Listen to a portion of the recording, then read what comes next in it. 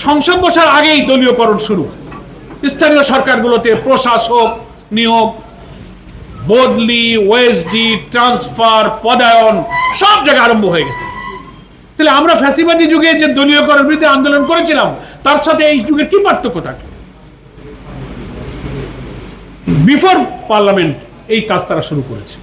Parliament শুরু হওয়ার পর তো এখন মানে আগে ছিল জেলা পরিষদ, সিটি কর্পোরেশন, এখন কেডিএ, বিভিন্ন উন্নয়ন কর্তৃপক্ষ, নানান পদ পদবি, শিক্ষা প্রতিষ্ঠান।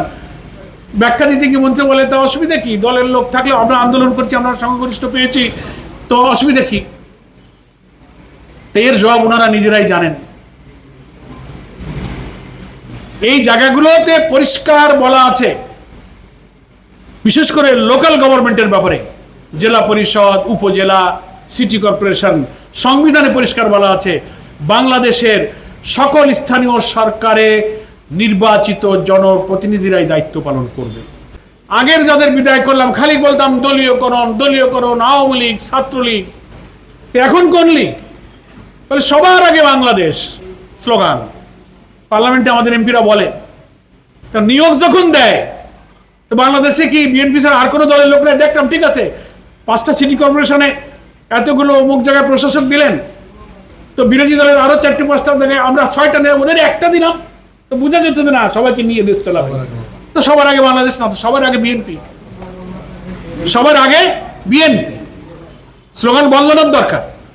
তো ফলে দলীয়করণ, দুর্নীতি, লুটপাট এবং from the very beginning of the government গ্যাসের দাম, জ্বালানির দাম, বিদ্যুতের দাম দফায় দফা তারা বাড়িয়েছে। হামে প্রায় 5-6 শিশু নির্মমভাবে মৃত্যুবরণ করেছে। শুধু অতীতের ইন্টারিম গভর্নমেন্টের দোষ দেন।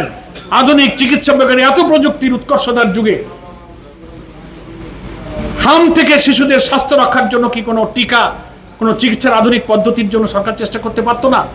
নির্লিপ্তভাবে শুধু আগের সরকারকে দায় দিয়ে উনি বেঁচে গেছেন। এত করে শিশু মারা গেল, দ্রব্যমূল্য বেড়ে চলছে, মারামারি, হানাহান, নিজেদের মধ্যে হত্যাকাণ্ড।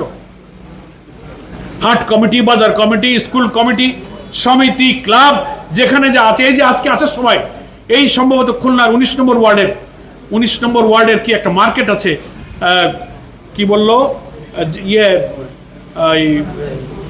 আয়রনের কি একটা মার্কেট আছে, 70টা দোকান বন্ধ করেছে। 10,000 টাকা করে চাঁদা দিতে হবে, তারা দোকান খুলতে পারবে না 1 সপ্তাহ।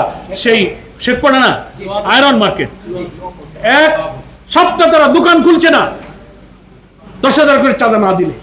আমি খুলনার কথাই বললাম, আপনারা খুলনায় থাকেন সাংবাদিক বন্ধুরা, আপনারা খবর নেন, চাঁদাবাজি চলছে, দিদাচ্ছে।